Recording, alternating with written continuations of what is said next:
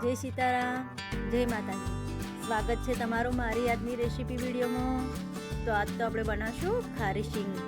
જેવી બજારમાં મળે તેવી જ આપણે ખારી શીંગ બનાવશું। તો તમે મારી યુટ્યુબ ચેનલ પર નવા આવ્યો તો મારી ચેનલને સબસ્ક્રાઈબર કરી દેજો। તે માટે છે ને મેં 250 જેટલા કાચા શીંગદાણા લઈ લીધા છે। આપણે આવા જે મોટા શીંગદાણા આવે તે લઈ લેવાના છે।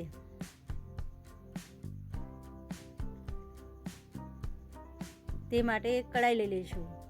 કડાઈમાં આપણે 1.5 લોટો પાણી એડ કરીશું। પાણીને આપણે ગરમ થવા દેવાનું છે। તો આપણું પાણી ગરમ થઈ ગયું છે। જો આપણું પાણી ગરમ થઈ ગયું તેની અંદર જે આપણે શીંગદાણા હતા તે બધા અંદર એડ કરી દઈશું। તેને શીંગદાણાને છે ને આપણે વધારે બાફવાના નથી, 4 થી 5 મિનિટ સુધી બફાવા દેવાના છે।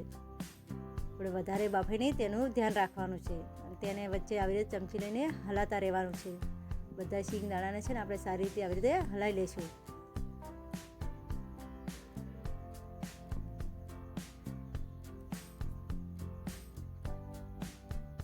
તો જો આપણા શીંગદાણા સરસ બફાઈને તૈયાર થઈ જશે।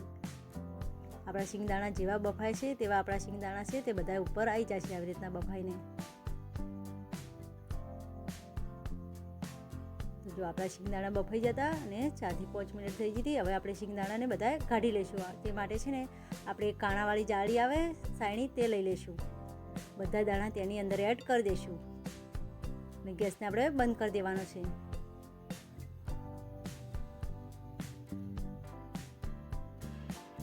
હવે દાણાને આપણે ગરમ ગરમ છે તેમાં છે ને આપણે મીઠું એડ કરી દેવાનું છે। આપણે ધ્યાન રાખવાનું છે કે આપણે મીઠું છે તે ગરમના ગરમમાં એડ કરવાનું। જો ઠરી જશે તો આપણા શીંગદાણા છે તે હવાઈ જશે, તે માટે આપણે ગરમના ગરમમાં મીઠું એડ કરી દઈશું અને આપણે ચમચીની મદદથી આવી રીતે સારી રીતે મિક્સ કરી લઈશું। આપણે બરોબર મિક્સ કરવાનું છે કે આપણું મીઠું છે તે શીંગદાણાની અંદર સારી રીતે મિક્સ થઈ જાય। તે માટે આપણે કડાઈ લઈ લીધી છે। કડાઈની અંદર આપણે 500 જેટલું મીઠું લઈ લઈશું।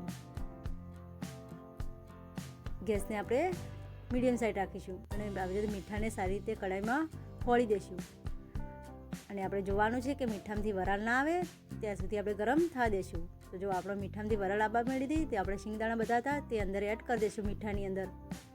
તેને ઉખાણાની મદદથી સારી રીતે હલાઈ જશું ને આવી રીતે મિક્સ કરી જવાનું છે। આપણે બરોબર મિક્સ કરીશું કે આપણા શીંગદાણા છે તે મીઠાની અંદર સારી રીતે મિક્સ થઈ જાય ને આપણા દાણા સારી રીતે શેકાઈ જાય। આપણે હલાવવાનું બંધ કરવાનું નથી, આવી રીતે ઊંચા નીચા કરીને આપણે શીંગને હલાઈ જશું। આપણે ધ્યાન રાખશું કે આપણે છે ને પહેલાં ફૂલ ગેસ ઉપર 5 મિનિટ સુધી શેકશું અને પછી મીડિયમ ગેસ ઉપર 5 મિનિટ શેકીશું અને આપણે આવી રીતે ઉખણાની મદદ સારી રીતે ઊંચા નીચા કરી જશું અને શીંગદાણાને સારી રીતે શેકી લેશું। તો જો આપણો શીંગદાણાનો કલર સારી રીતે બદલાવ મળે છે। આપણે જેમ જેમ શીંગ આપણી શેકાશે તેમ તેમ આપણે શીંગદાણા છે તે સારી રીતે કલર બદલાઈ જશે।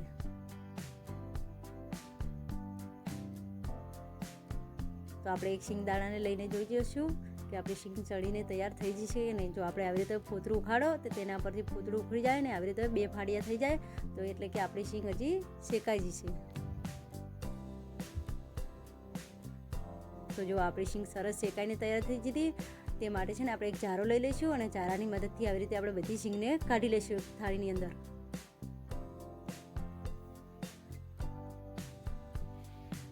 આપણે આવી રીતે બધી શીંગને થોડી થોડી કરીને કાઢી લેવાની છે।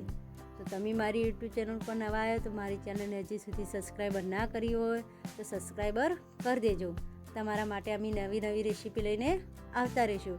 મળીશું આપણે હવે નવા રેસીપીમાં। જય સીતારામ, જય માતાજી। You say slow